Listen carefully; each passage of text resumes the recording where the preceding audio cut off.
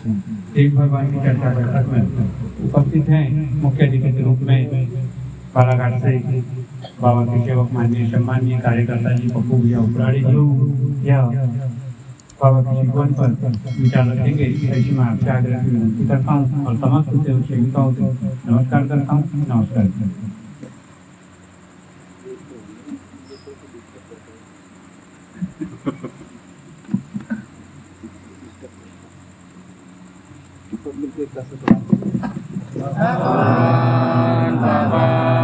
हनुमान जी को प्रणाम। देव जी को प्रणाम। परमात्मा भगवान हनुमान जी की महान के लोग आदि संस्कार आदिराम सत्ताई रोशन बाबा के पार्टी की भगवान साप्ताहिक चर्चा बैठक जारी है। चर्चा बैठक में हनुमान जी चर्चा बैठक का कार्य संचालन बाबा आवाज नहीं आ रहा है। चर्चा बैठक बाबा का आदेश सप्तमी यादव शांति प्रार्थना से प्राण लेकर आ जाते। चर्चा बैठक में मुझे संचालक महोदय के द्वारा बाबा के शिकवन पर अपने विचार रखने को कहा गया। जो भगवान की सद्बुद्धि भगवान बाबा हनुमान जी को बड़ा महान मेरा आवाज आ रहा है गिरी जी? हाँ आ रहा है। आ रहा है आवाज आपको? थोड़ा सा ध्यान से सुनेंगे अपन तो बरोबर।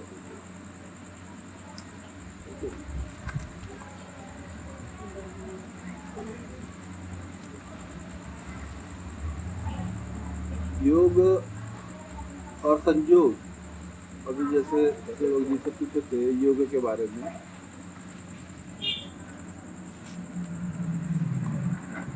इस मार्ग में महानता की बाबा जुगदेव जी ने जो भी विचार मार्गदर्शन हम सभी सेवकों के सामने में रखे, उसी को शिक्षा मान करके हमने अपने जीवन का मार्गदर्शन किया और उसको सामने में रखते हुए हमने भगवान के कार्य किए और उसी शिक्षा के माध्यम से भगवान ने हमारे दुख को दूर किया है।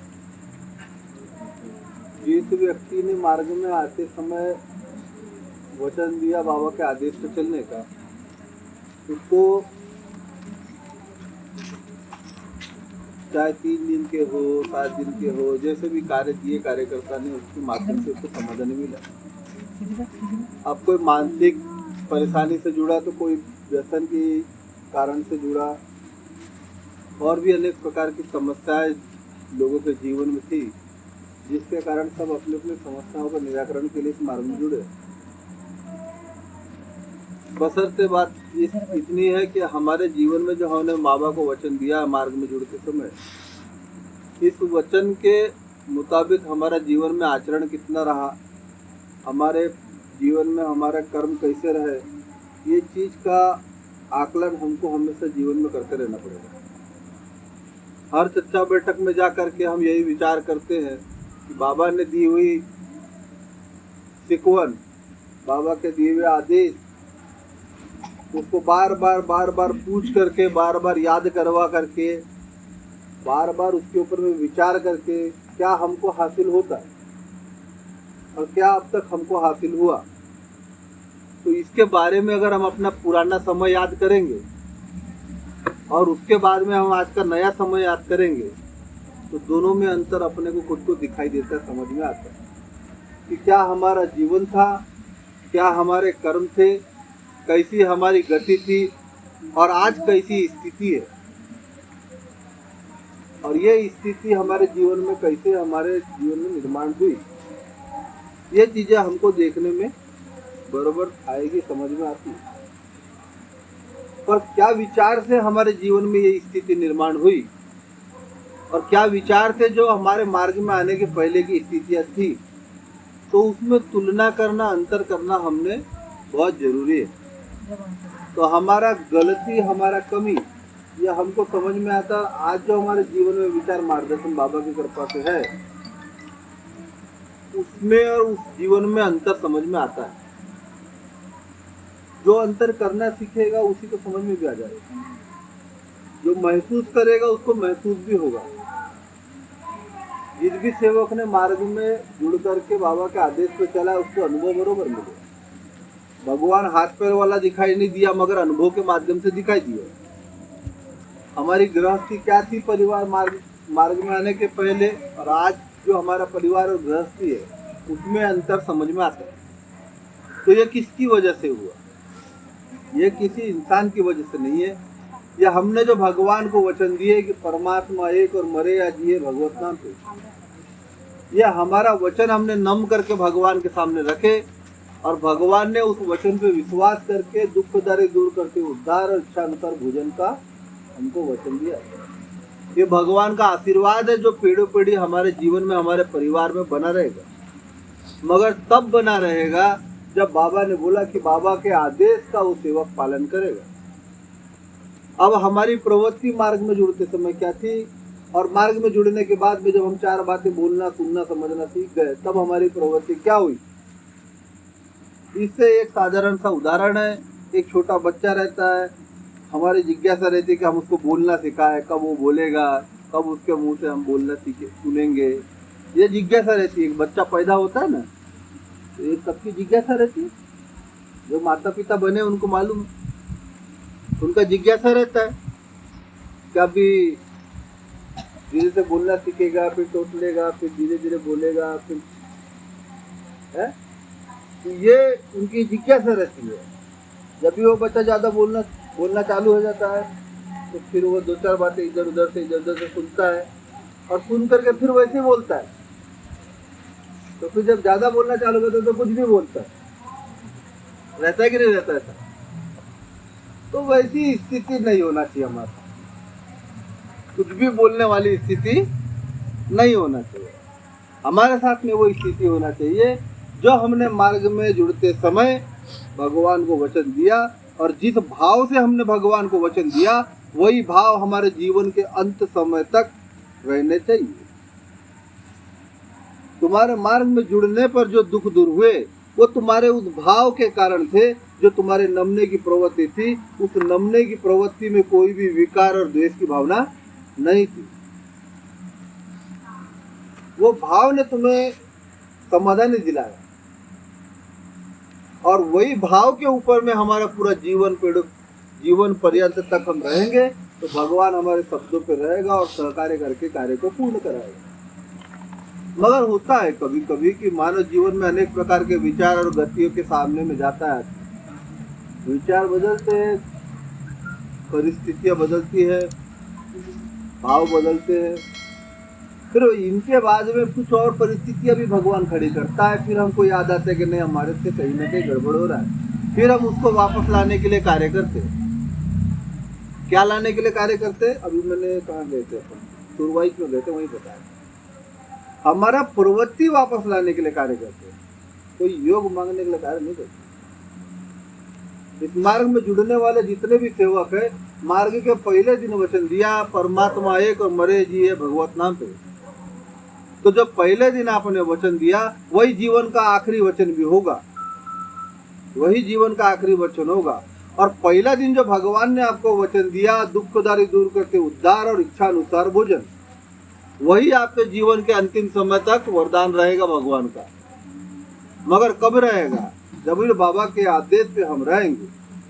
जिस भाव से हमने मार्ग को स्वीकारे, जिस मन से हमने मार्ग को स्वीकारे, वैसा ही भाव वैसा ही मन हमारा जीवन के पर्यंत तक अगर बना रहेगा तो ही भगवान हमारे शब्दों पे सहकार्य करेगा।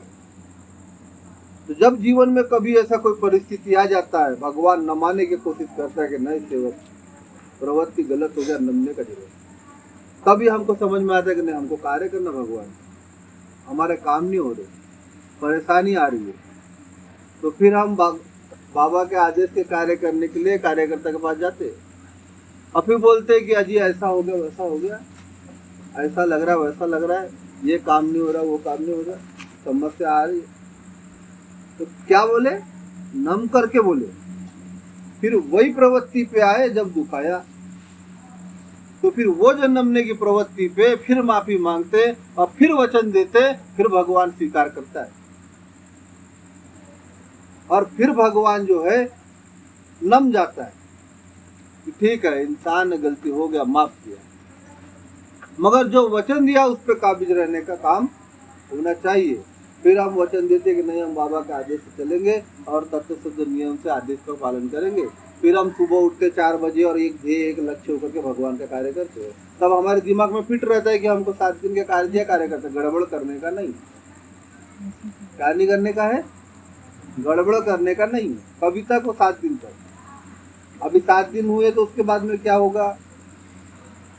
फिर कहीं न कहीं थोड़ा सा फ्री महसूस करते कि नहीं अब तो हो गया कार्य। बात असल में कार्य की नहीं रहती, बात रहती है हमारे दिए हुए वचन की, हमारी प्रवृत्ति की। और हमारा वचन क्या कहता है? जीवन के अंत समय तक तो चाहे तुम कार्य करो चाहे ना करो, वचन वही रहेगा, भाव वही रहेगा, प्रवृत्ति भगवान के ही तरफ रखना पड़ेगा, आदेश से ही चलना पड़ेगा, अन्यथा उसके अलावा कोई दूसरा चारा होता नहीं। उसी से समाधानी, उसी से हमारा परिवार गृहस्थी, उसी को लेकर के हमको जीवन के अंत समय तक चलना है। वचन बड़ा है, वचन छोटा सा नहीं है, ये वचन बहुत बड़ा है। जीवन के अंत समय तक, अभी कल का पता नहीं हमको, हमने वचन दिया जीवन के अंत समय तक का। बताओ किसी को पता क्या कल का क्या होगा? है कोई नहीं जानता। अभी जमीन खरीदने गए, आज कुछ बोला कल कुछ बोल दिया, हुआ कि नहीं हुआ? है जीवन के अंत समय तक का वचन दिया, कल का पता नहीं है, मगर किस पे विश्वास करके दिया? भगवान पे विश्वास करके दिया।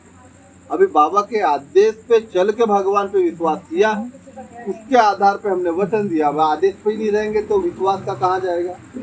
और फिर विश्वास नहीं रहेगा, वचन कहाँ जाएगा? तो महत्वपूर्ण है आदेश।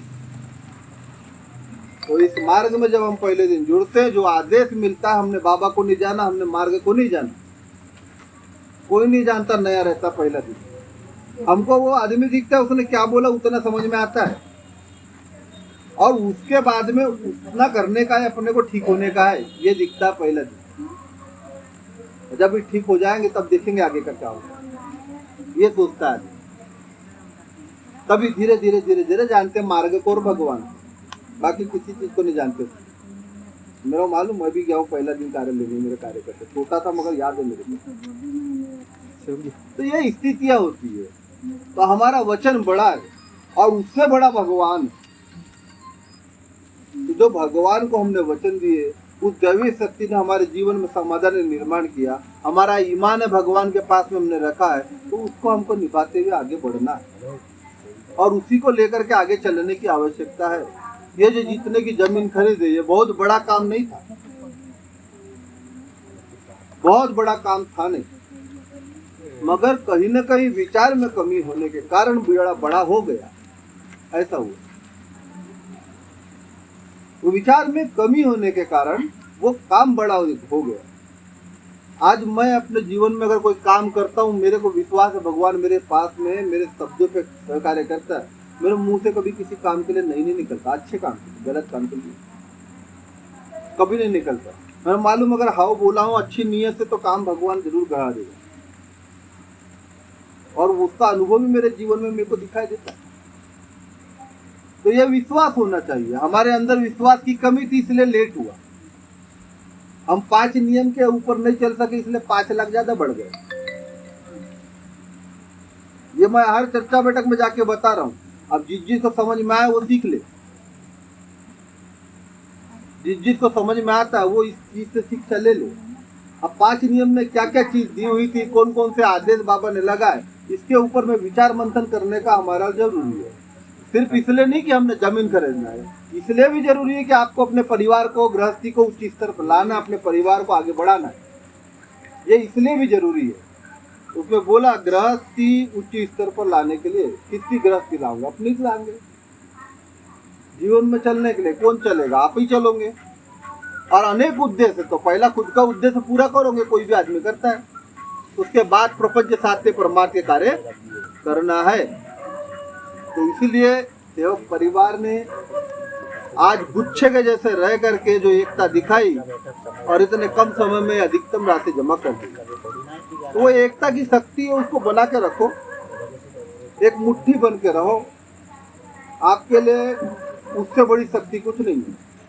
आप एकजुट रहेंगे, आपकी एकता रहेगी, उससे बड़ी ताकत कोई और नहीं है। और ऐसे ही एकता से हम बहुत बड़े बड़े काम अपने जीवन में आगे भी कर सकते हैं। तो बाबा के सभी सेवक सेविकाएं तत्व शुद्ध नियमों के आधार पर भगवान को माने और भगवान को सामने ही रख करके ही अपने जीवन के कार्य करें, आदेश पे चले। इतना कहकर मैं अपने शब्दों को यही विराम देता हूँ। सभी से नमस्कार।